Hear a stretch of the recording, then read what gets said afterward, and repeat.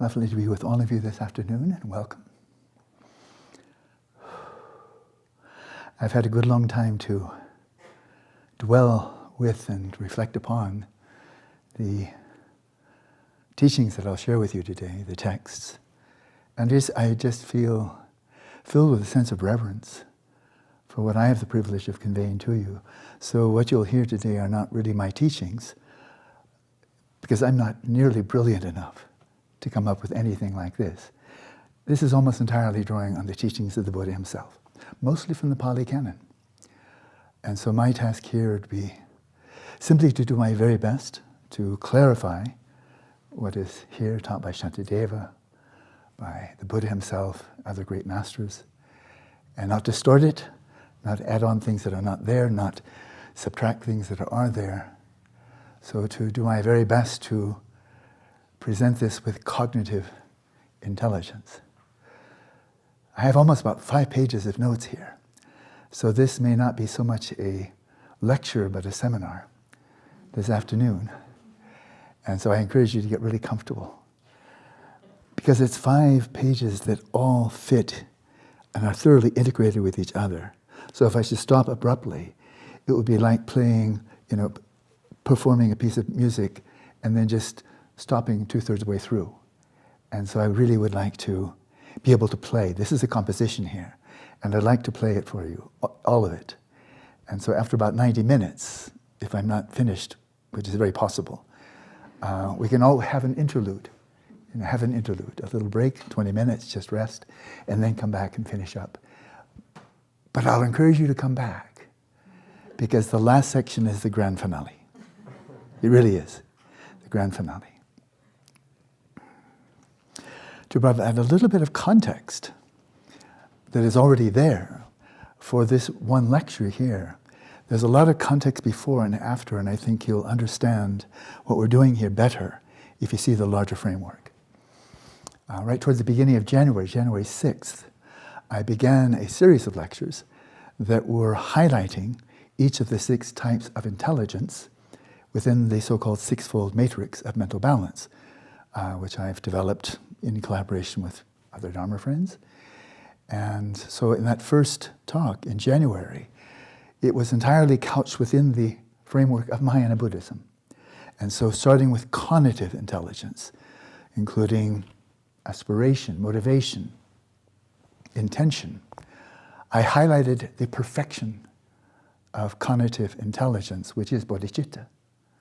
So we have focused on that and took the Bodhisattva vows.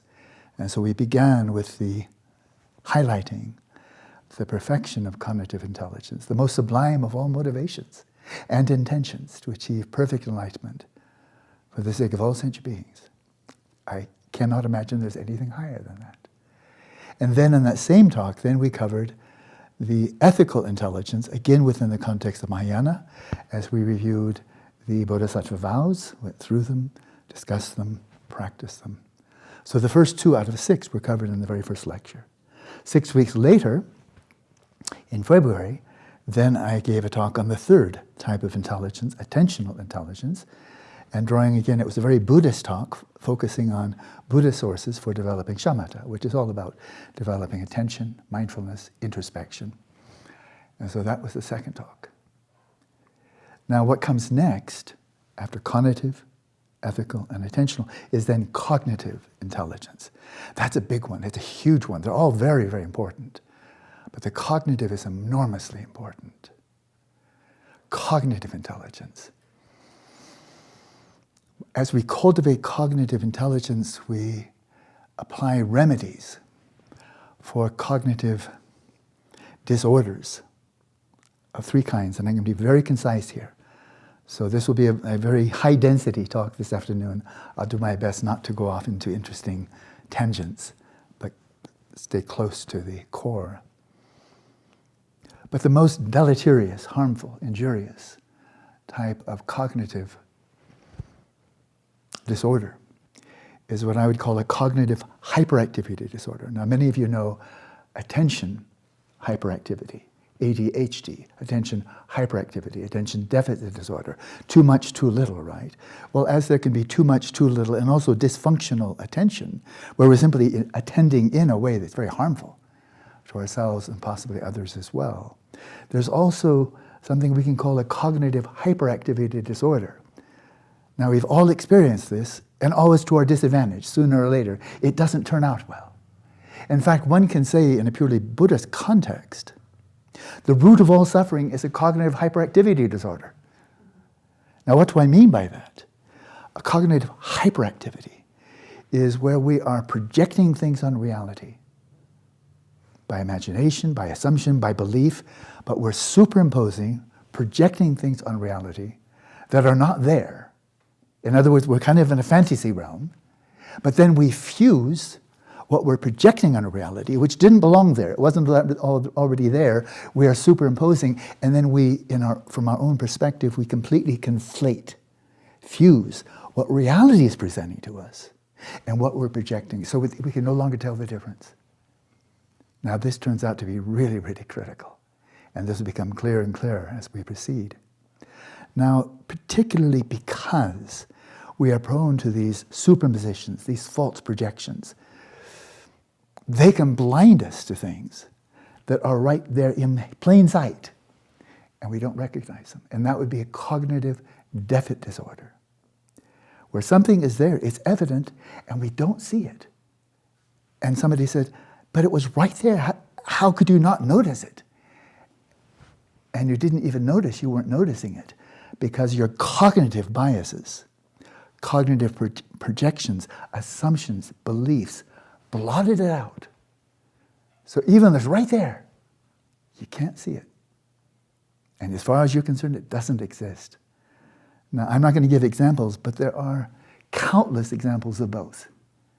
And I leave it to you to go and draw from a very, very deep barrel of cases where we're superimposing things that are not there, false assumptions, expectations, and so forth and so on, and then not seeing something that's in plain sight and we just don't see it.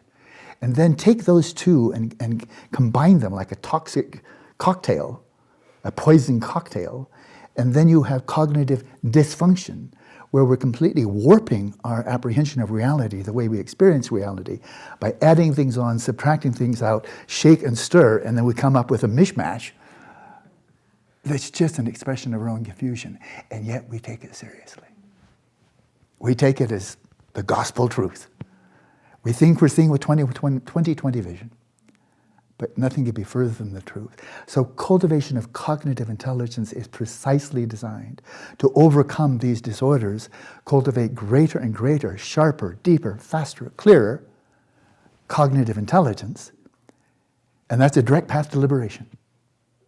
That's a direct path to liberation. Everything else can be helpful to that, but if you don't cultivate your cognitive intelligence, you'll never be free. The truth shall make us free. That is a perennial message from the wisdom traditions of East and West, ancient and modern. Only the truth, not simply faith or obedience or compassion or being nice or ethical. Those are all good, but by themselves, they'll never get you to the finish line. They'll never lead to your liberation, let alone to perfect enlightenment. So this first talk there, and when was it? Back in early April, was the first of another series.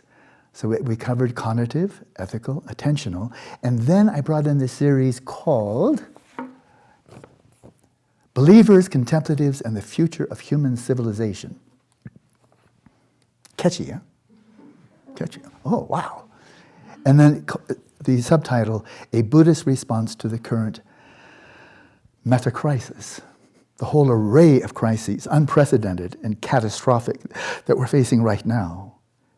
And what do the Buddhists have to say to this? What does Buddhism have to say to this in terms of understanding the origins of this whole matrix of crises? Understanding the nature of the crises, first of all. How many are there? How are they interrelated? Hence, meta-crisis. It's not just one, it's a whole network of crises that are all interrelated. First one, do you get the drift of the whole magnitude and the diversity of the crisis human civilization is facing? The worst crisis in all of recorded history. And it's all within the last 175 years. Do you understand the origin of this? Do you see light at the end of the tunnel? Is there a way for us to redeem ourselves? For us to heal the wounds that we've inflicted upon the environment, upon each other species? Is there hope for us? Is there a third noble truth? A third Arya reality? Can we envision overcoming all of these crises? And if so, how? There's the Four Noble Truths, right? Or the Four Arya realities. So I began the first in a series on that topic. Huge, enormously important, and utterly urgent. And so the first one was there, and I think it was April 4th, I think it was, addressing that, but in a classic Buddhist perspective or strategy. And first, there are views, beliefs out there in the air, in the zeitgeist, east and west, in all kinds of political systems, social systems. There are beliefs, assumptions, views out there that are utterly toxic and are making a major contribution to or contributing to the ongoing crises, which are not abating, they're getting worse, right? What are those views that underline our profound misconduct with respect to our beloved Earth, other species, and ourselves? And those need to be refuted. We need to call them on the carpet. A lot of people that believe this is true, I'm not going to hit you with Buddhist slogans. I'm going to just show you this is why these are untrue, and not only untrue, but they're catastrophic. So that was the first point. Refute the views that are really, really harmful and simply mistaken. And then present an alternative. It's not enough to come to a person and say, well, you're suffering from terrible diseases, and here they are. And then the patient says, yeah, well, that's nice, that sounds terrible. Do you have a cure? And if the doctor says, no, I just want to let you know that you're really screwed, then that would not be very helpful, you know. And so what's the alternative? Refute that which is clearly false, but widely believed to be true, then give an alternative that makes sense, logical, empirically based, and not just for Buddhists or Hindus, religious believers, or agnostics, but simply true. One of my favorite little sayings is, if I make a mistake, it's my mistake. I own it. It's my mistake. Whereas if I say something true, it was already true before I said it, so it's not mine. And so there are mistakes that belong to us, the human species. But there are truths that were already there. All we need to do is recognize them. And then finally, and of course when it says believers, contemplatives, I'm saying everybody, in the Buddhist worldview, everybody who's not a contemplative is a believer. It's not religious people are believers and non-religious are not believers. That's a bunch of hooey. That's nonsense. Everybody's a believer. But it's not just believers. Scientists are believers. Agnostic, atheists believe in the non-existence of a God. That's as much belief as believing in fairies. It's belief. But the contemplatives, as we've seen in the last couple of lectures in this series, are actually knowers. And there is a whole strategy, a matrix of methods and theories within contemplative practice in Buddhism and elsewhere that gives rise to knowledge. And contemplatives have that knowledge, and people who are not contemplatives may have beliefs that correspond to them, but they're merely beliefs, or they may have a lot of false beliefs. So contemplatives, believers. And so when it got time to for the rebuttal of objections, which I covered 6 weeks ago, then I drew on the opening verses, the first 3 verses of the wisdom chapter of Shantideva's Guide to the Bodhisattva Way of Life. It's all about wisdom, which is all about cultivating cognitive intelligence. And that is the direct route to liberation. Whether you're following Theravada, Mahayana, Vajrayana, Dzogchen, or what have you, it's knowledge, it is wisdom, it is insight that makes us free. And so we looked at the opening verses where he just draws a distinction between obscurative reality and ultimate reality, between contemplatives and ordinary people. And that includes all the scientists. They're ordinary people. And the contemplatives are set apart from everybody else. What makes a contemplative, what makes a person a contemplative? The high development of samadhi, highly focused, refined, unified concentration, imbued with insight. And then you're a yogin, then you're a contemplative. So we covered that before. but promoting here a whole alternative science that is radically unlike but does complement the Eurocentric science, which has now become global. Now, I'll say something really to the point, because I have great admiration, I think, appreciation for science, and I've studied it a lot. Science, starting with Galileo right on to contemporary, all the branches of science today, is a whole experiment, a strategy, a methodology, a viewpoint of seeking to understand reality from the outside in, looking overwhelmingly, if not exclusively, at the objective, the physical, and the quantifiable. It's been a terrific success. As I mentioned, I'm not going to go back and give the previous lectures all over again, but we've seen the bounties that we can be here, that we drove here. We have electricity, we have all the benefits of technology, which has greatly improved our material well-being, not equally because of the vast inequalities in wealth, staggering and unprecedented. But it's left us utterly in dark. This strategy, dominated by the beliefs of scientific materialism, has left us in the dark after 150 years, 150 years of scientific study of the mind, from William James, Wilhelm Wundt, Titchener, and so forth in the late 19th century up to the present moment. That's 150 years. An enormous accumulation of knowledge, no doubt about that. In clinical psychology, a lot of methods that have proven to be helpful, all good. But what's the nature of consciousness? After 150 years of looking at the mind, it's a mystery, not a clue. Where does the mind come from? Does it come from neurons, from chemicals, from cells, from electricity? Where does it come from? Not a clue. Lots of beliefs, which are taken very seriously, as if we already know they're true, but we don't know they're true. The whole notion of mind emerges out of the brain. It's a cockamamie superstition with no evidence behind it. Where does the mind come from? Not a clue. What's the relationship between the mind and body? Not a clue, just beliefs. The mind is what the brain does, but nobody's ever shown that. It's just a belief. What happens at death? Lots of beliefs, no knowledge at all. What are the true causes of suffering, of mental distress? Not the external catalyst, all kinds of things that make us unhappy. A little sprinkling of rain says, oh no, it's sprinkling. That can make you unhappy. Or, oh no, it's hot. Oh no, all kinds of things can make you unhappy. But what's the root of mental suffering? We don't know. Modern science doesn't know. And in terms of genuine well-being that is sustainable, fulfilling, meaningful, rooted in reality, what are the causes of genuine well-being?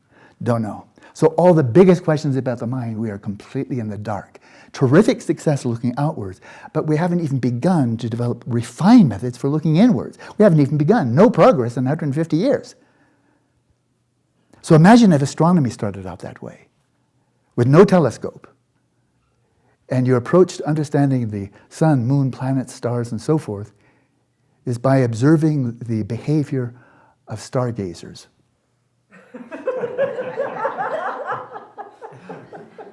And then observing their brains.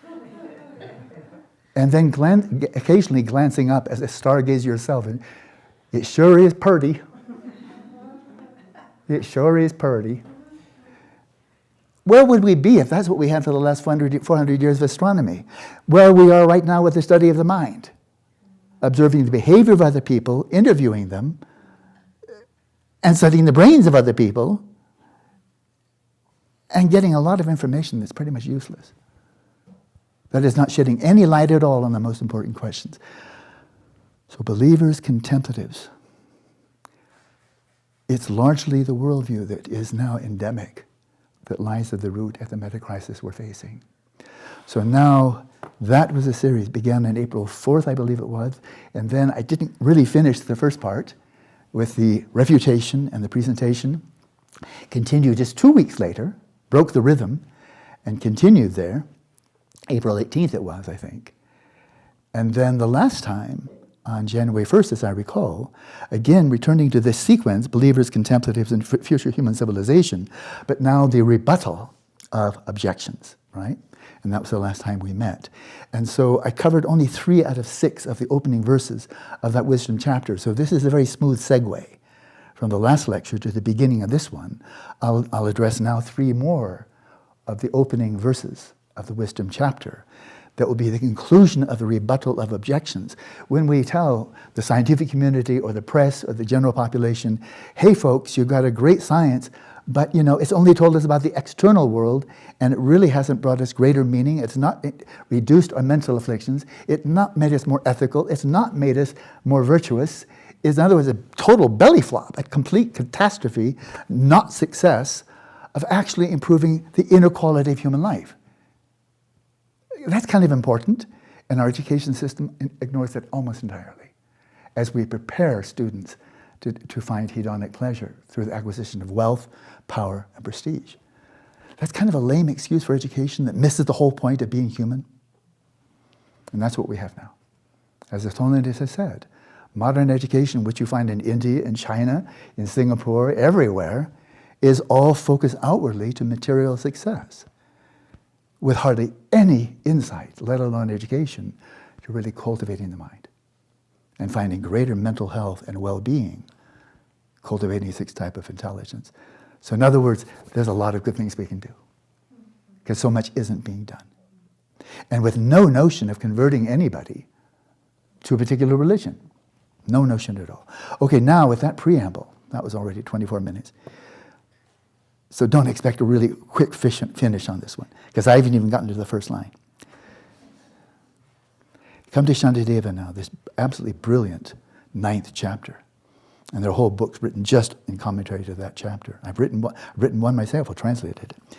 And so here's what Shantideva says. In this stream now of drawing the distinction between contemplatives, yogins, who have their own ways of knowing that nobody else has. Not neuroscientists, not psychologists, not physicists, and so forth. I just saw a video clip of His Holiness sitting next to David Bohm. David Bohm, an outstanding physicist. And the interviewer turned to David Bohm, who has no background in the study of mind at all. He's passed away now, an outstanding physicist. But this interview turned to David Bohm and said, oh, Dr. Bohm, what do you think about the nature of consciousness? And there's the Dalai Lama sitting right next to him. And the Dalai Lama is going, here's a world expert on the nature of the mind. But instead, they focus on a world-famous physicist, thinking somehow, since you're a physicist, we'll ask you as an authority. And so he expressed his opinions. And the Dalai Lama, in this utter humility, was just... I don't think he was actually thinking, why didn't you call on me? But they didn't. They didn't. He's not a scientist, after all. Better to laugh than cry, right? But crying is an option too. Now, what about the criticism that mystics, contemplatives, they really haven't come up with any consensus, unlike scientists, therefore they're not really making discoveries. Unlike scientists, we have millions of pages of books and scientific articles and so forth with countless facts, enormous amount of knowledge, which is consensual. Hey, you contemplatives, where are your counterpart of a biology textbook and so forth? Well, it's not that simple. It's a good objection, but it's not one without an answer.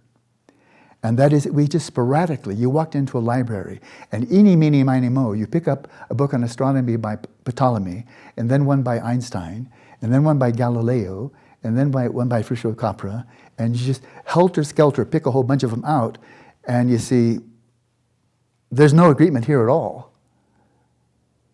Because you've forgotten there was ever a sequence, a growth, that Galileo surpassed Copernicus, Newton surpassed Galileo, James Clerk Maxwell surpassed Newton, Einstein surpassed all of them. The quantum physicists actually surpassed Einstein. So that's how science goes. It's laid out over time. And the later tends to be more advanced, insightful, comprehensive, encompassing than the earlier. It's called the growth of science. That's not how contemplative science is. Because no one scientist gets the big picture. You're always a specialist. Okay, you're a world expert on quantum cosmology. You're a world expert on quantum optics and so forth and so on. But none of them get the big picture because you can't live 1,000 years to study all the branches of science. Whereas the contemplative, one contemplative can get the whole picture. One contemplative, Milarepa, Padmasambhava, Tsongkhapa, Sakya Pandita, and so forth, And then among contemplatives, and now we turn to Shantideva, due to differences in their cognition, their ways of apprehending reality, even contemplatives are refuted by successively higher ones, by means of analogies accepted by both parties, regardless of what they aim to prove. Now, this is very clear in Buddhism. But even outside of Buddhism, you can see this contemplative has deeper insight than that one. And this one is deeper than that one, and so forth, that there is a hierarchy there. The higher ones subsuming the lower ones, but the lower ones not really getting the insights of the higher ones. 19th century physicists could not possibly fathom quantum mechanics. You got to be kidding. And James Clerk Maxwell did not fathom Einstein. The later ones subsume, the higher ones subsume the lower. But it's not just sheer authority. They use analogies accepted by both parties.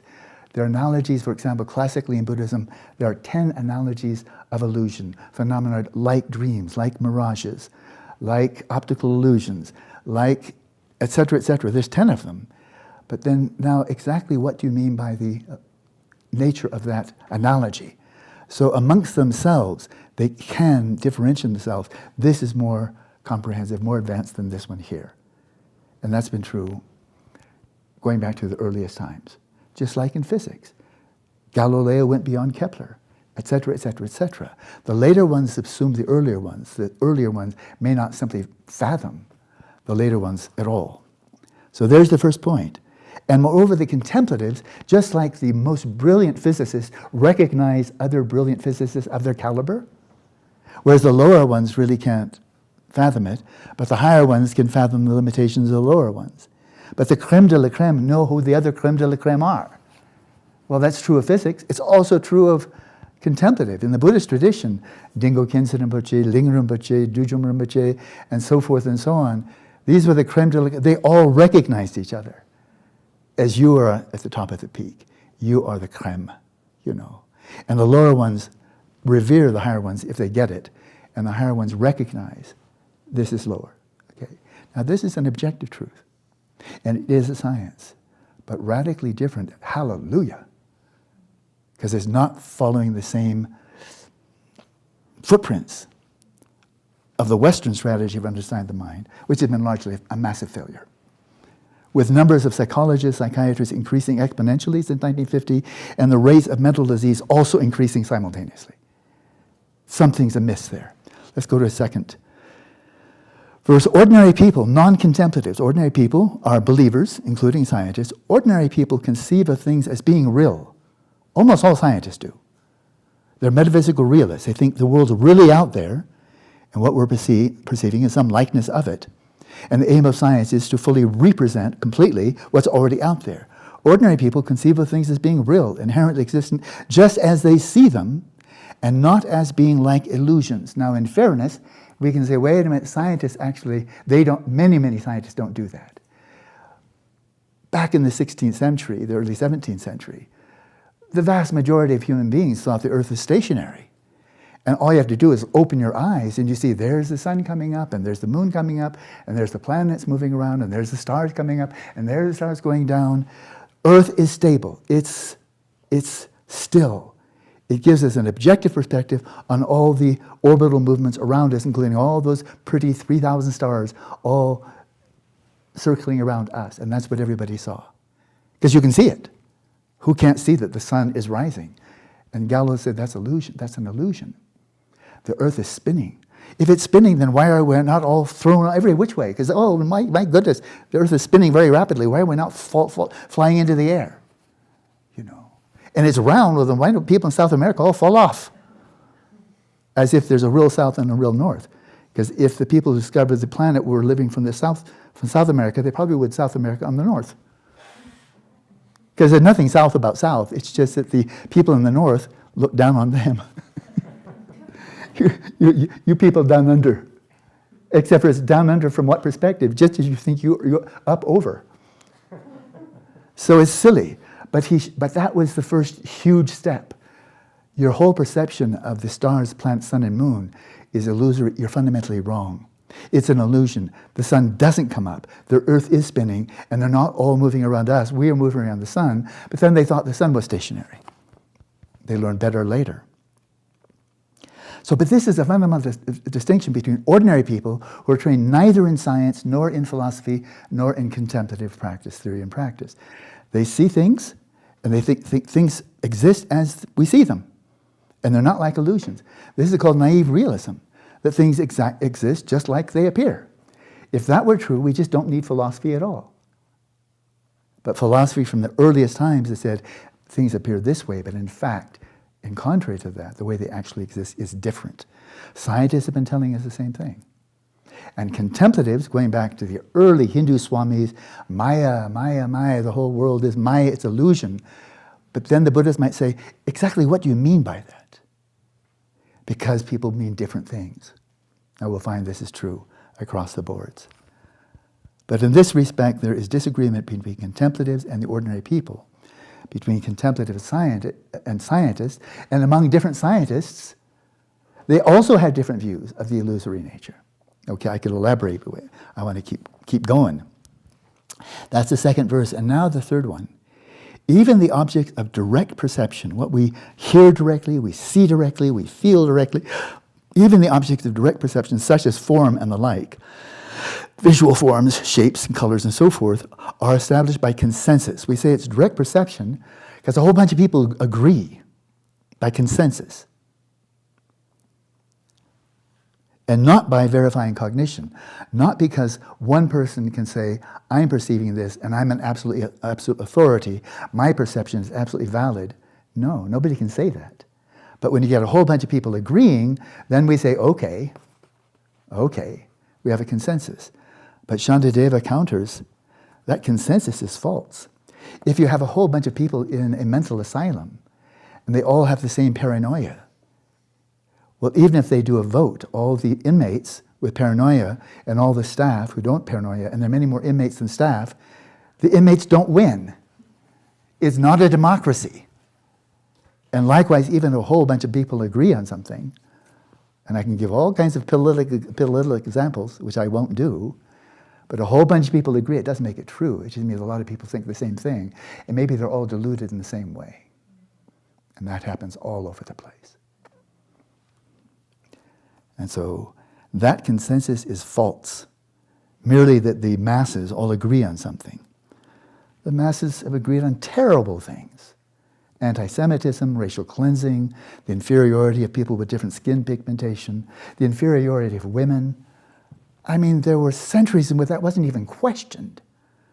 It was a vote of like 100 to 0, and yet blatantly false in hindsight. So the fact that a whole bunch of people believe something doesn't mean anything more than a whole bunch of people believe something. But it doesn't become truer by a lot of people believing it. And then he ends, that consensus is false, just as the general agreement that impure things are pure, and so on. So he's pointing to what follows in this lecture. And I'll be very brief now because I'm really eager to get to the next section. But impure things is pure. Well, the Greeks reveled in this, the beauty of the human body. Right? The Italians, the Renaissance, the Romans, reveled in the beauty of the human body, right? I mean, how many statues do we have? How many beautiful paintings do we have? But also the statue of Michelangelo, David. I mean, that's a beautiful form, isn't it? I mean, the muscular, everything about it. Good that it's made of marble, because it'll look just as good 400 years later.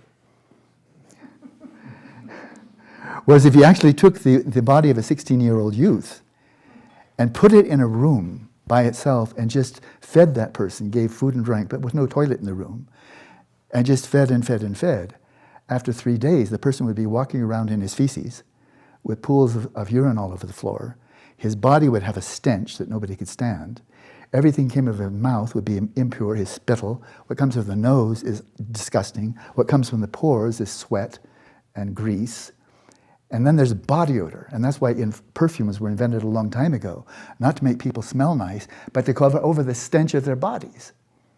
And all the disgusting things come out. So from a Buddhist monastic perspective, the body that most people might think that's a very beautiful body, a 16-year-old young lady or an 18-year-old young man. And from a Buddhist perspective, that's a human-shaped blood sausage with bones in it.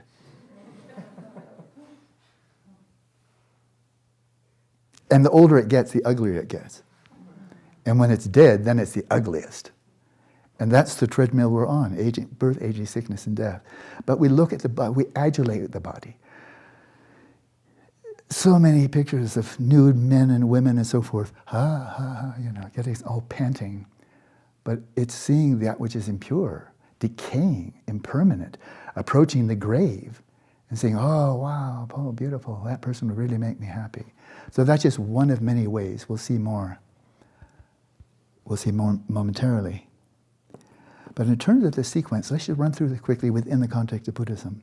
Seeing the impure as pure and so on. Human bodies, which tend to be the objects of such intense craving, people die over it, right? Scrambling over the same woman or scrambling over the same man and so forth. Seeing the impure as pure. And it's widespread consensus. When have you ever picked up a Playboy magazine, which I've not done for a very long time, and seen a beautiful woman on the toilet? She does it every day, but that's not what we want to see if you want to see that she's really pure and intrinsically desirable, let alone body odor, let alone morning breath. And so we don't want to see those. We want to get the Photoshopped version, that young women always remain young and beautiful, young men always remain young and virile, and so forth. That's a huge, massive, widespread delusion. But it's the first one. The second one is we view that which is by nature not only impermanent in the sense that it's going to completely vanish one day, but also it's actually in reality impermanent, that it's rising and passing every single microsecond. Always fizzing, always in fluctuation. Nothing stable whatsoever in your body, in the environment, in your mind, in your own identity. And yet seeing that which is impermanent on a coarse and subtle level and viewing it as permanent, enduring, unchanging, forever. How many love songs, I will love you forever. Unless you get sick, or you get old, or you put on weight, or you turn out to be really nasty. But above all ourselves, think that every morning we get up in the morning, it's the same person who went to bed last night. It's the same old me. Same old me. And when I was 5 years old, yeah, that was me, just in a smaller body. And a teenager, yeah, that was me, quite stupid. And then in the 20s, starting to wake up a little bit, but still, and thinking it's the same me. The body is always changing. The mind is always changing. You don't ever get reruns. History doesn't repeat itself, but it does rhyme. So a lot of similarities, but it's never the same. We harden our sense of our own identity, sometimes with exaltation as in narcissism. I was fantastic, I am fantastic, I will be fantastic, and moreover, I'm just generally better than everybody else. Because that's me, you know. That's me, I'm one of the winners. That grasping to the permanence of self, or in low self-esteem, you can tell the narrative. It's the same me the loser, the same me that if people knew me better, they wouldn't like me as much, and so forth. Grasping to the impermanent, and then being shocked when somebody suddenly winds up having a serious illness. How could it be? I saw that person just last week in really good health. That should have been permanent. Or we don't see somebody after some years, and then we see them, wow, you've really aged. Unlike me, of course. You know, we grasp, and then the climate, the environment, other species, the sky, they're permanent, right? How could just a few, billion people on the planet have any real impact on the environment? It's so big. That grasping to permanence. We find things that make us happy, whether it's another person, an occupation, an activity, and so forth, and happiness arises, and we say, how are you? I'm really, really happy. And we cling to it as if it's going to last, as if it's going to provide enduring satisfaction, and it never does. It's an illusion and widespread as truth. And then finally, grasping onto things that are not in any way, in fact, I or mine. Like our bodies, they're not people. Brains are not people. Brains are not agents. That's superstition. And the notion that a cell phone is mine only by convention until it's not, which means the convention changed. And so those are four And those four illusions, seeing impure as pure, impermanent as permanent, that which is not satisfying as being satisfying, that which is not iron mind as being iron mind, those are four illusions that are widespread, widely accepted in the Sravagayana philosophical schools, Vaibhashika and Sautrantika. That the common people make this error all the time and they suffer as a result. But we contemplatives, Vaibhashika, Sautrantika, we know better and we suffer less. But they're still assuming that the world around us is real, that it's really out there independent of our perceptions, our conceptual designations, and so forth. But then the contemplatives of the Yogacharan perspective, with that view, they say, you know, you're operating under a massive illusion. You think you see the world out there, that is really already out there, independent of mind, but all you actually know, if you take the scales off of your eyes and the blockages off your mind, that all you're ever perceiving are appearances. Appearances to your mind. But what about that physical reality lying beyond appearances? Nobody's ever seen it. Whether you're an astrophysicist or an elementary particle physicist, all you see, as John Wheeler commented, is all you're getting is information, but you're not seeing external reality. You never are. From your measurements, you're getting information, but that's not out there. Information arises relative to the person who's informed. For a contemplative, all you're seeing are appearances. The Chittamatran, the mind-only person, says, all of you folks who are metaphysical realists, there's a real world out there. You're suffering under a mass delusion because there's no evidence there's a world out there independent of all awareness, independent of appearances. Actually, all we have are appearances and awareness, and the commonality of appearances, why we look around in this room and see something very similar, is simply because of our collective karma. A lot of commonality in the minds that are generating all these images. But all these images, these appearances, the sound, smell, taste, and so forth, they're not coming from molecules. They're not coming from the external world. They're not arising, the silliest of all ideas that are widely accepted. These images, thoughts, emotions, and so forth are not being spurted out of neurons. It's a crazy idea. And yet, people have been like a mass hypnosis, believing that mental images occur inside the brain. Nobody's ever seen them. Nobody's ever seen the brain generate any image, any thought, and so forth. Widespread just because, well, everybody else said so, I guess it must have been true. It's amazing how people who are so intelligent can be so naive. And so the Chittamatra says the whole notion there's an external world out there independent of appearances, it's a superstition. They're all your own appearances. But the mind is real. And then the Prasangika Madhyamaka comes along and says, have you ever actually seen the mind? The mind that is the agent, the mind that perceives. Have you ever seen that mind, that intrinsically existent subject in here? Have you ever seen it? I'll tell you, you never have any more than you've seen an atom, or curved space-time, or electromagnetic fields. Nobody's ever seen those out there. Nobody's ever seen the mind in here. The Buddhists of the past have never seen the mind, of the present do not. Buddhists of the future will never see the mind. That's straight Mahayana Buddhism. And so there is nothing externally or internally that exists by its own intrinsic nature. It's an illusion. They certainly appear that way. Things appear to be existing from their own side. It's an illusion. You seem to be existing from your own side. It's an illusion. But we see the word illusion used different ways, and the later ones subsume the lower. Where if you're a lower, you might look at Madhyamaka and say, you people are nihilists. You say there's nothing out there except for conceptual designation, you fall into the extreme of nihilism.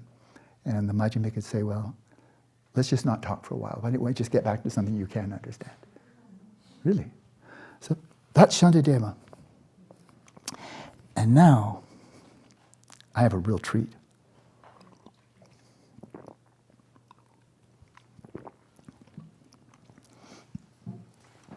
We now turn to, again, explicitly, the cultivation of cognitive intelligence. And I'm taking two excerpts from a sutta very few people have even heard of. Ever heard of the Sutta, or the Cook Discourse? Not many people have. It's brilliant. It's shocking. It's deep. And hardly anybody, and even Buddhists know it's there, or know the ramifications of it. And so I've made my own translation, based very closely on similar documents where I really do know what the meaning is. But here's the analogy. It's called the Cook. It's by the Buddha himself, of course. And I'm going to paraphrase the analogy and then quote what he says about, well, what does this mean for us? The Buddha gives the example of a cook who is the official cook for a king or a royal personage, like a minister or what have you. And this cook can and does prepare a wide range of foods with all different kind of tastes. And then presents this whole extravaganza, this whole smorgasbord of all kinds of food, presents it to his employer, the king. But now, the foolish, incompetent, unskillful cook doesn't even notice the preferences of the king. You've given him a wide variety of foods, and the cook, who's really foolish and is employed by this man, doesn't even know that the king might prefer some over the other. By watching the king's behavior, that here's like 20 different kinds of food, and he's, oh, I'll have some of that, and oh, some of that, and never mind that. Oh, I want a big serving of that. He doesn't observe which of the wide variety the king chooses, or when the king says, wow, this was really tasty. He doesn't even notice that the king expressed a preference. And so when it comes time for his compensation, the king doesn't give him any special gifts or employment. You're kind of a numbskull. Why you keep on giving me all these kind of foods, most of which I don't even like? Have you not even noticed? And the answer is, what? What? Whereas the wise, competent, skillful cook serves the food, this wide variety of food, and then watches closely. Which does the king partake of? Which does he clearly enjoy? And then which does he comment on? This was very tasty. I didn't find this very tasty at all, but this was very tasty. And so the wise, competent, skillful cook listens very closely, and he apprehends the sign, the preferential sign of the king. Now it's nimitta. And the nimitta here of a king who is the diner, the sign that explains why he's eating this food and not this food, expressing appreciation for this food and not that food, where is that coming from? It's because the king has preferences. Now, the cook can't look into the king's mind and say, oh, I just saw your preference. But by way of the king's behavior, he recognizes, oh, the king prefers this, he doesn't like that. He said he liked this one, he said he doesn't like that one. And so the wise cook apprehends the sign of the diner. And then he gets a lot of rewards. This cook is really, really good. He just served me foods that I really like and didn't bring me all that other stuff that I didn't like at all. He gets the sign. The sign is that which is giving rise to the king's eating this and not eating that, and saying, I really like this and I really don't like that. How do you make sense of it? By knowing what are his preferences. And that's the sign. He apprehends the sign, and then he gets nice raises and appreciation and so forth and so on. But he apprehends the sign, and then it turns out well for him. The sign is that from which arises the king's behavior and his speech. And then it all makes sense. But if you don't even pay attention, you'll not know what the king's preferences are. You don't apprehend the sign of the king's preferences, in which case you're a lousy cook. You may make a lot of good foods, but you don't know, you're not just serving it to an anonymous person. Now, he really lays this out in some detail. He's making a big deal out of this analogy. And then he comes to the monk. Now, when he does so, he's saying again, some foolish, incompetent, unskillful monk, right? But then what he does here, in much greater, this is just half a page here, he goes through each of the 4 applications of mindfulness. The close application of mindfulness of the body, of feelings, of mind, and then phenomena. And so that would be the whole afternoon discussing all of those. But he's giving the example of a monk who's developing the paradigm of the cultivation of cognitive intelligence in the Pali Canon, the 4 applications of mindfulness. That is the gold standard. That's the paradigm. That is the quintessential way to cut through, by close application of discerning mindfulness, cutting through all the layers of fiction that we superimpose on our own bodies, that we superimpose upon our own feelings, upon our minds, and upon other phenomena, some conducive to, some undermining the path to liberation. He covers all 4. Now, it's widely known among Theravada Buddhists, and anybody who studied the sutta, that following any one of those 4 applications of mindfulness, just the body, that can take you all the way to liberation. Just one. Focus just on the close application of mindfulness feeling can take you all the way to nirvana. of the mind all the way, phenomena all the way. Any one of the four is sufficient. If you color the whole spectrum, which is a sequence, then all the richer. But any one of them is sufficient. So here's what the Buddha says, drawing on the analogy just laid out in some detail of the cook. The foolish, incompetent, unskillful cook, and then the one who's the opposite. So then the Buddha says, now like that, here some foolish, incompetent, unskillful monk dwells reviewing the mind as a mind. That is, he's not just experiencing the mind, appropriating the mind, identifying with the mind, but he's taking a fresh look, he's reviewing, taking a second look at something I'm very familiar with on the one hand, but now he's taking a fresh look and looking at, well, review it. Now look at it with fresh eyes, and he's reviewing the mind as a mind rather than simply I, me, mine. The mind as a mind, a natural phenomenon. So this monk dwells reviewing the mind as a mind, diligent, introspective, mindful, having dispelled worldly covetousness and grief. That's why he's a monk. He's no longer betting on samsara to turn out well. So he doesn't covet what other people have. Oh, he's so wealthy, she's so beautiful, he's famous, he's powerful. Give it a rest. And then grief, when you covet something, you don't get it. So he's outgrown that. He's mature. And it's gender specific here. It's a man. So, okay, he's set.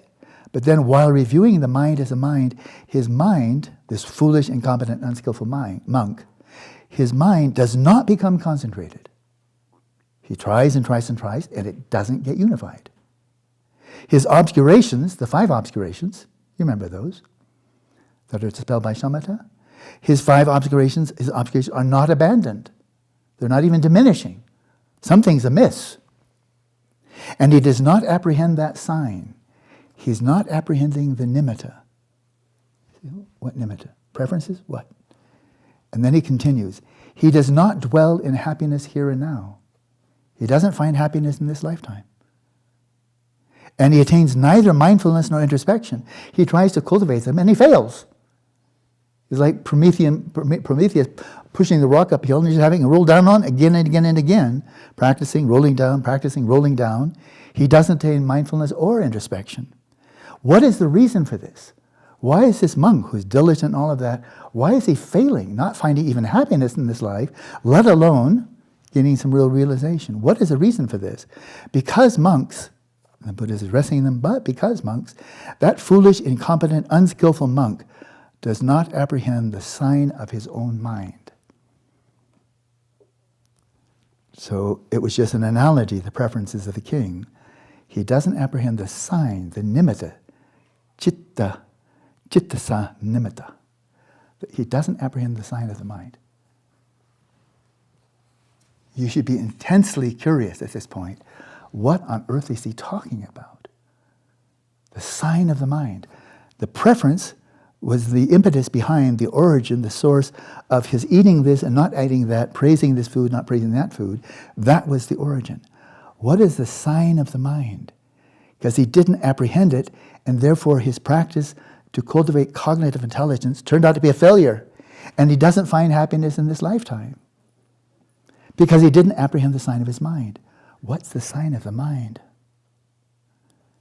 Now that's the failure. What does the success look like? Well, he just flips this right around. Now the Buddha continues here. Some wise, competent, skillful monk dwells reviewing the mind as a mind, really a scientist of the mind. Not observing it as mine or I like it or what have you. Just, it's a mind, stupid. Look at it. Like a plant, like a flower, like a bird, like an ecosphere. Just look at it and understand it. But look at it afresh. So reviewing the mind as a mind, diligent, really committed, introspective, knowing how to exert this reflexive awareness inwards, mindful, knowing how to bear in mind what you're attending to, and having dispelled worldly covetousness and grief. Okay, so far, similar to the person who crashed and burned. While he dwells reviewing the mind as a mind, his mind becomes concentrated. Success. His obscurations are abandoned. Those 5 obscurations are dispelled. And he apprehends that sign. That wise, competent, skillful monk dwells in happiness here and now. And he attains mindfulness and introspection as well. Success. We're checking all the boxes. He does achieve mindfulness, introspection. And what is the reason for that? The Buddha poses this question. Because, monks, this wise, competent, skillful monk apprehends the sign of his own mind. Now, saying this is an indispensable prelude before you immerse yourself, completely commit yourself to the cultivation of vipassana. Apprehend the sign of the mind. Now, the Buddha said so, it couldn't be clearer, but I think hardly anybody ever looked at this sutta. The cook, I'm not interested in food really, so they don't look at the cook. This is astonishingly important. You can be practicing vipassana for years or decades, but if you haven't apprehended the sign of your own mind, you will not succeed. Now, that's not an interpretation, that's what he said. And this is a very close translation. I will stand by that. But then everything hinges on, what's the sign of the mind? The sign of the mind is that from which all of the wide array of mental events, mental processes emerge. In Buddhist psychology, there are 51 mental processes that are especially pertinent to or relevant to the purification of the mind, overcoming of suffering, and finding a way to genuine well-being. There are 51 of them.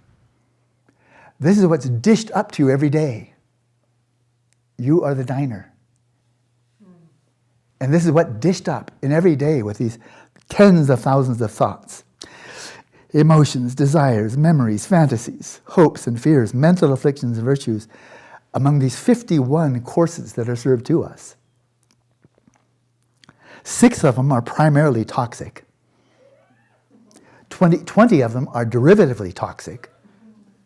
Only 11 of them are really wholesome. And the rest of them can go either way. In other words, this is a very mixed bag of dishes that are served up every single day. Where are they coming from? Where are they coming from? Your mental afflictions, your virtues, your faith, your kindness, your ethics, your mental images, where are they coming from? Don't look to science, they don't have a clue. Because it's like they're walking around with a 500-pound backpack on their backs of scientific materialism, as if we already know, and they're just about to keel over in their ignorance, mistaking ignorance as knowledge. Oh, these are all coming out of the brain. It's a fairy tale. You may as well think fairies come out of the brain, or butterflies come out of the brain. There's no evidence for any of these hypotheses. It's just that they've been all self-hypnotized to believe the brain is the agent, that the brain is a sign of the mind. Bollocks! A lot of people believe it. That just means a lot of people are delusional in common. I know this. What is the sign of the mind? I've known about it for a long time. I think since I was a monk meditating in Sri Lanka under this great master, Balagutta Ananda Maitreya. Picked up a superb book, which I've recommended here. And I saw it, Sign of the Mind, Citta Nimitta. And then I thought, I think it must be referring to that from which all mental events, states of consciousness, even the 5 sensory modes of consciousness, mental consciousness, all mental activities, where are they all emerging from? It must be the origin of all of them, just like the preference was the origin for the king. What is that? Well, we don't have to look very far. So I was surmising by a process of elimination. It's not outside. It's not the brain. That's ridiculous. It's not the heart. Thoughts don't come out of a pump. It must be the bhavanga.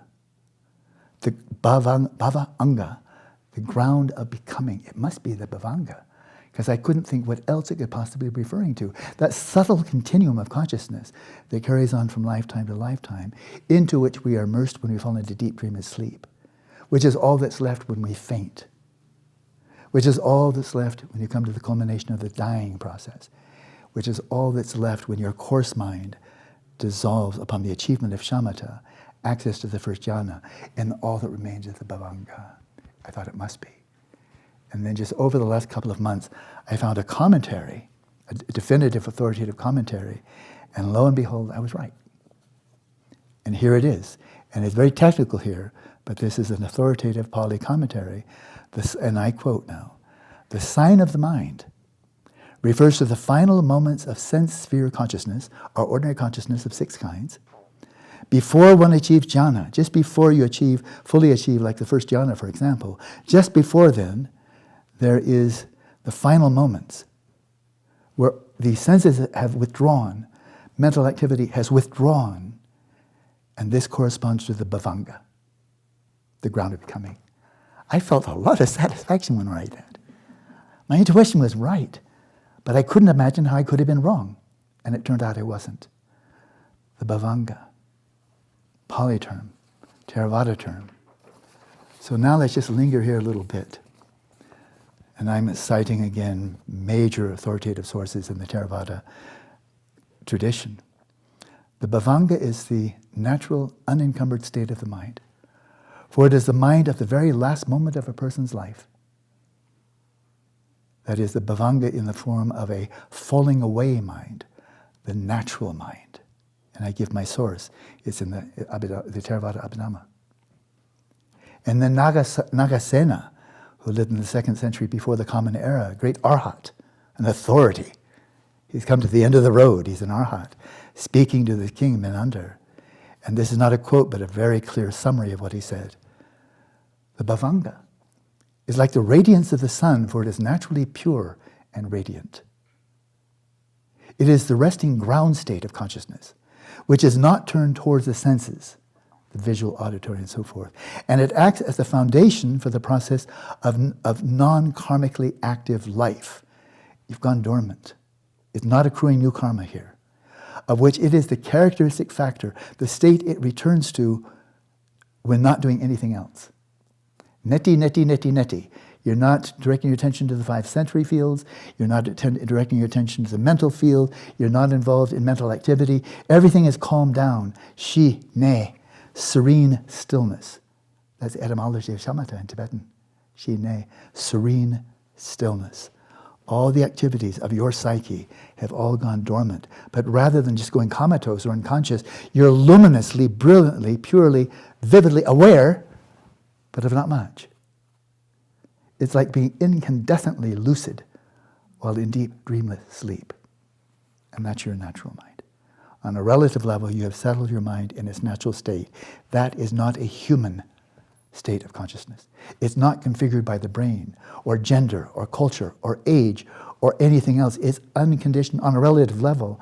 It's that sheer luminosity and cognizance, the bare bones of consciousness. Just like H2O is water with no additives. The equation of the bhavanga with the luminous mind, what the Buddha referred to, this mind, this pabhasa citta, this luminous mind, is always clear, sometimes adventitiously obscured, sometimes not, but it's always luminous, always. It's a very famous quote by the Buddha. And so this commentary, and others say, that's the bhavanga. It's always luminous, even in deep dreamless sleep. Even if you're comatose, it's still there. So the equation of the bhavanga with the luminous mind is directly asserted in the commentaries, as well as the Milinda Panya, this great classic conversation between Nagasena and Menander, which cites similes indicating that while the normal functioning of the mind is like light, which may get cut off, the bhavanga citta of dreamless sleep has a radiance which exists whether or not it is obscured. It's always luminous. Now, it's not rikpa, but it's a relative level. It's obscured, not obscured, but it's always luminous, 24/7. And there's the Theravada school. There are 18 schools within the Shravaka tradition. One of them was called the Mahasangika school, which believed in a bhavanga-like state, which they referred to as a root consciousness that acts as a support for visual consciousness and so forth, as the root of a tree sustains the leaves, etc. So mystery solved. If you have not apprehended the bhavanga, you're not really prepared to succeed in your cultivation of vipassana. Now, when you're tapping into the bhavanga, which we know in the Chittamatra school in Dzogchen, substrate consciousness, alive vijnana, which Nagarjuna also affirmed as the founder of Madhyamaka. Not as a soul, not as something immutable, just a stream of relatively unconditioned consciousness that carries on from one life to another and seems to go from here to there. But that's an illusion. Just kind of the illusion that if you're sitting in a movie theater with 3D screen and the camera is mounted on a little car on a roller coaster, and you may feel, as if you're going up and down and whoa, and there you are sitting totally stationary. But if you're reifying the images on the screen, oh, that's scary. That was a really scary ride. That's what it's like to go from one lifetime to the other. You're not going anywhere. It's just the appearances are changing. That's Nagarjuna. That's straight Nagarjuna. It's an illusion that you die in Detroit and you're born in Baltimore. It's just the appearances of Detroit shifted over those to Baltimore. And then if you're really lucky, they'll shift and then you'll go to California. Now, here's a movie that came out years ago. Quite a lot of people watched it. Anybody even remember the name 50 First Dates with Drew Barrymore and Adam Sandler? A cute movie. I think it's actually referring to an existent medical condition where every time this young lady woke up in the morning, she had no memory of anything coming before. It was a blank slate.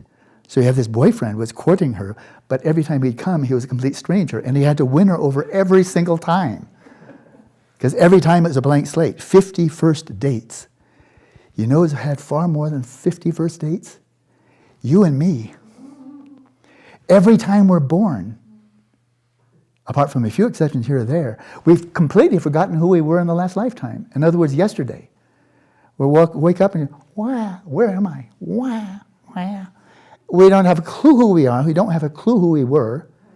And we're having first date with a person who calls herself our mama. Never met her before.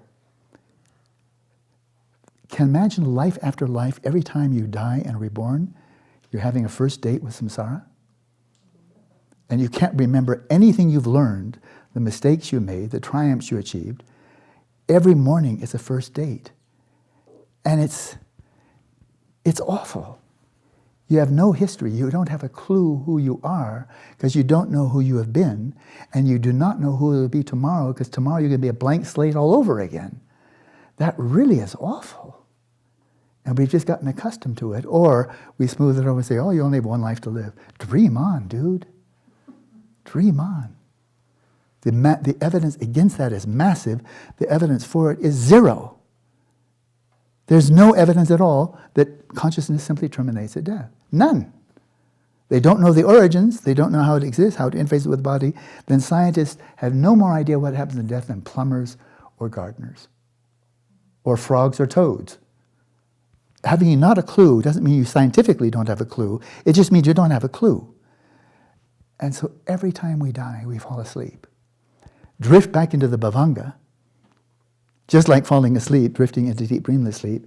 And then we wake up and we don't have a clue who we are. We says, oh, where did this come from? Got a brand new body that emerged from where? Now there's a powerful, powerful parallel to this. It's not an analogy, but I also learned this when I was there meditating in Sri Lanka from this brilliant book. And it's a free download. Outstanding scholarship. Buddhist Meditation in Theory and Practice by an outstanding Sri Lankan scholar, Vajrayana.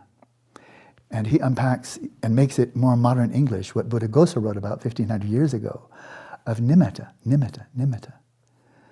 And here is classic cosmology, one can say, from the Pali Canon, unpacked with great lucidity in the Theravada tradition. And when I read this, it simply blew my mind.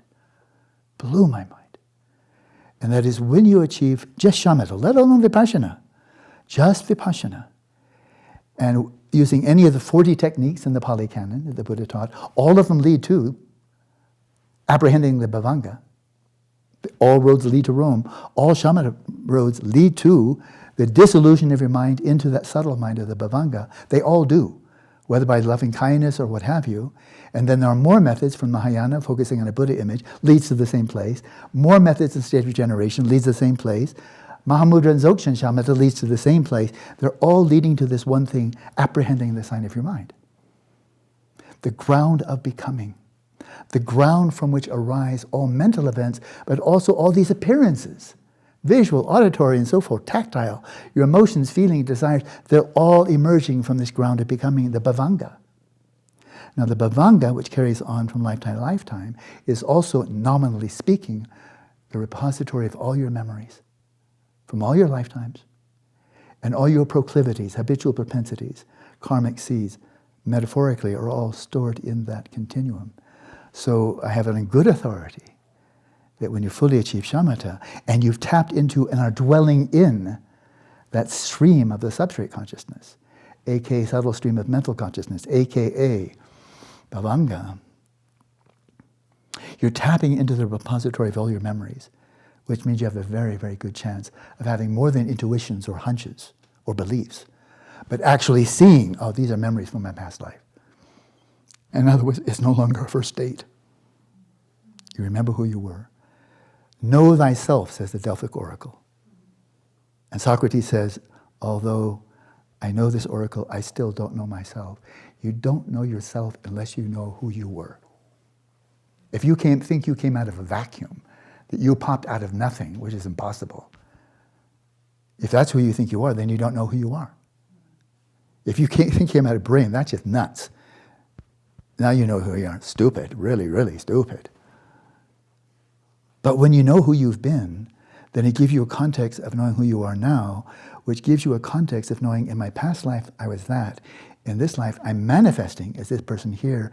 In a future lifetime, this whole life will become a memory, but then I'll manifest as another person, individual, in the human realm, Pure Land, or what have you. Now you know, on a relative level, who are you? But if you can't remember who you were, then you don't know who you are, and you don't know who you will become. And that's a kind of an awful ignorance of not even knowing who you are. And so, but the parallel that I encountered when I was in Sri Lanka 44 years ago is when, especially by way of practicing shamatha, by way of one of the physical nimittas, earth, water, fire, air, space, you focus on an emblem of earth element, water, fire, air, space. And then when you achieve shamatha and cross the threshold over into the form realm, when you cross the threshold into access to the first jhana and then the full achievement of the first jhana, then you access the sign belonging to the form realm, the sign, the same word, nimitta, you apprehend the sign of the earth element. But it's the sign in the form realm from which the desire realm in its entirety emerges, and eventually into which it will dissolve back in again. You apprehend, you master the sign of the earth element. Then you may go and achieve shamatha again on the sign of the water element, the archetype in the form realm that manifests in this illusory world where water is fluid, and whether it's a glass of water or an ocean or a lake, all the water in the world is emerging from the archetype of the nimitta of water in the form realm. Everything that's solid, earth element, manifesting from the nimitta of earth element in the form realm. All heat from the fire element, all motility from the air element, all this space from the space nimitta in the form realm. And if by the power of samadhi you master the nimitta of these 5 elements in the form realm, with the power of your mind that has now mastered the archetypes from which emerge all the 5 elements in this world, you can actually control the physical elements in this world. You can walk on water, fly through the air, walk through walls, and so forth and so on. By mastering the source, you master the consequence, the illusory display. I saw that, wow. This is not mysticism, this is not philosophy. This is incredibly high-developed contemplative science. And there's nothing mystical or mysterious or spooky or irrational or unscientific about it. It's just, man, these people have really fathomed the nature of mind. Why? Because they apprehend the sign of the mind.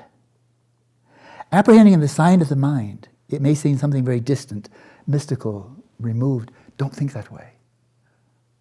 The mind, the 51 mental factors, they're always arising and passing, coming and going. It's everything happening in the body. Nothing static, nothing moving. But in the midst of the movements, of all the appearances of the environment, all the movements we experience within the body, all the movements we experience within the mind, there is something that is still. It's the bhavanga. It's the substrate consciousness, which is like one Vajra says in the Vajra essence, the substrate consciousness never merges with its objects. It illuminates all appearances.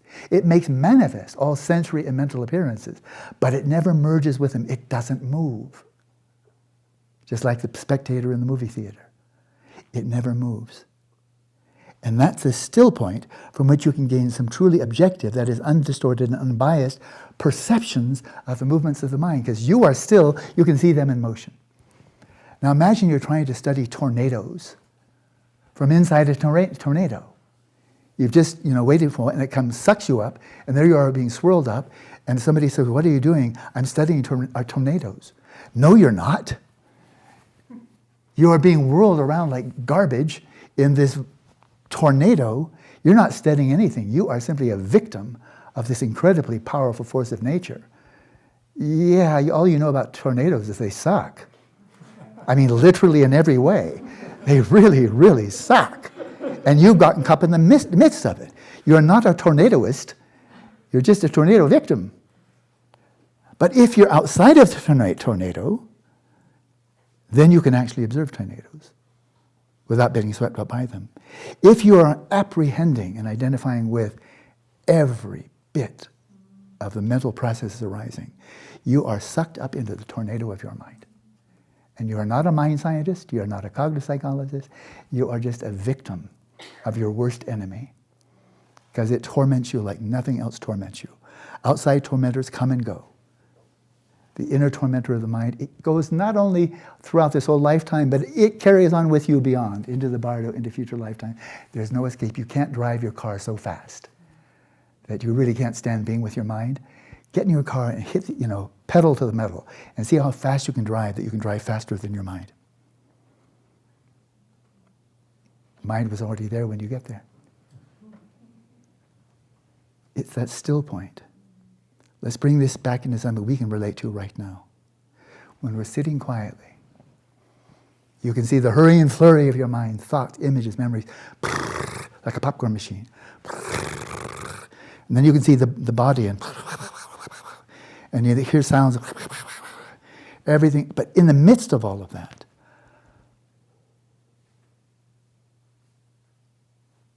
instantly you can find a still point, where you're resting your awareness in the space in front of you without focusing on the space. You're just resting in stillness, like right now.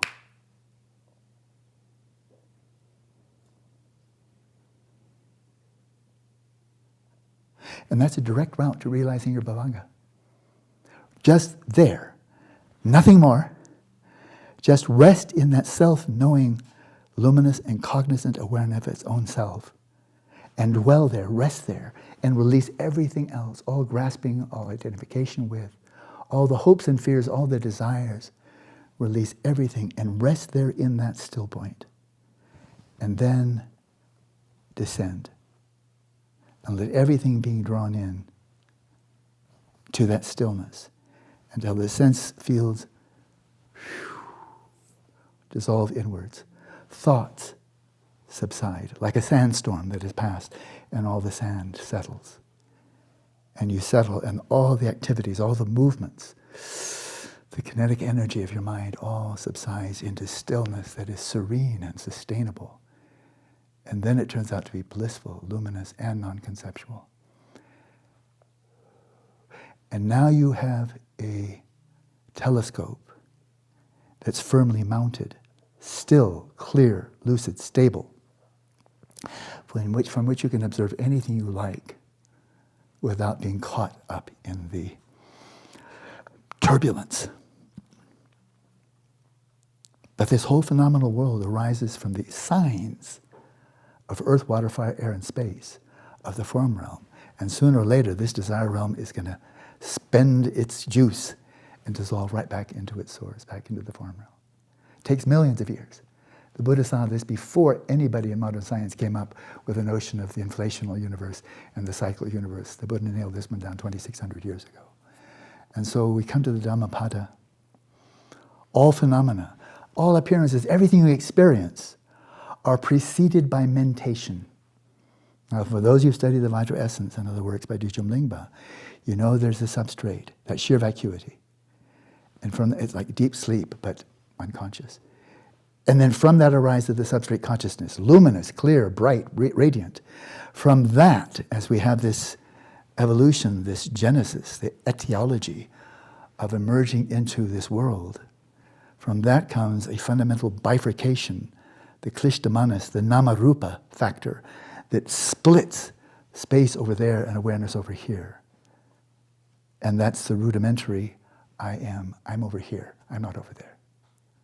And then from that comes subtle mentation, which is preconceptual, but it's the mind. It's where the light of the substrate consciousness is shining through the prism of subtle mentation, and like light shining through a prism, it's refracted.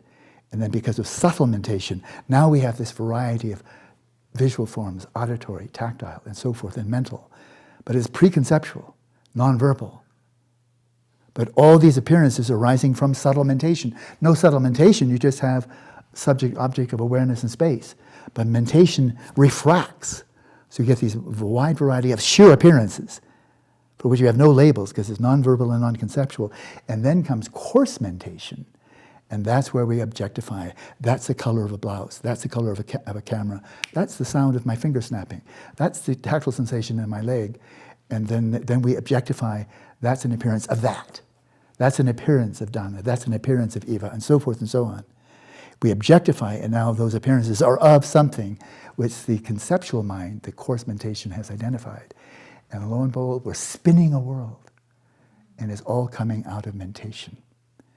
All phenomena, the Buddha said, first chapter of Dhammapada, the Buddha said, all phenomena are preceded by mentation, issue forth from mentation, and consist of mentation.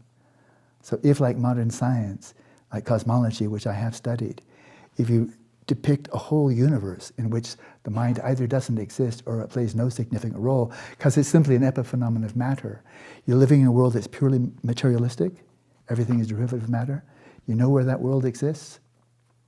Only in your own mind. It's a fantasy world. It's a wonderful irony that the world of materialism exists only in the minds of those who believe in it. It has no objective referent. It's guaranteed. That is certainly true. And physicists are gradually coming around. After 400 years of wandering around in the dark, excluding the mind, they're kind of getting the drift just recently. That's the Dhammapada from the Pali Canon. From the Mahayana Sutras, the Ratnamega Sutra, or Cloud of Jewels Sutra in the Mahayana context, all phenomena are preceded by mentation. Sound familiar? When mentation is comprehended, all phenomena are comprehended. In other words, the contemplative approach is understanding the whole of reality from the inside out. And the scientific approach is to understand the whole of reality from the outside in, but never actually apprehending the mind. Because it's not objective, physical, or quantifiable. They miss it. And they cover it over with things they do know. You know a lot about the brain. Well, let's just say the mind is the brain. But that's a cheap trick. That's not science. It's fraudulent. When mentation is comprehended, all phenomena are comprehended. By bringing mentation under control, all things are brought under control. Powerful statement. And then the Buddha states in this very, very famous quote, of approaching the understanding of reality from the inside out, by way of mindfully attending to your own body, your own feelings, your own mind, and other phenomena, primarily mental, from the inside out. And so the Buddha says, in this fathom-long body, yours is a fathom long, I'm taller, but mine is a fathom long too. It's all relative to how tall you are. That's how long a fathom is. It is in this fathom-long body with its perception and its mind that I describe the world, the origin of the world, the cessation of the world, and the way leading to the cessation of the world. Microcosm, macrocosm. Probe deeply into your own mind. Ascertain the form realm from which the whole phenomenal world emerges and into which it dissolves. Where is it coming from? From your substrate consciousness. And from the substrate consciousness of every sentient being in the world. There's not a primacy in human beings. We have a lot of advantages. But there are 6 classes of sentient beings, and each of them exists in the center of their own cosmoses. The appearances of the hell all arising from the minds of those who are there.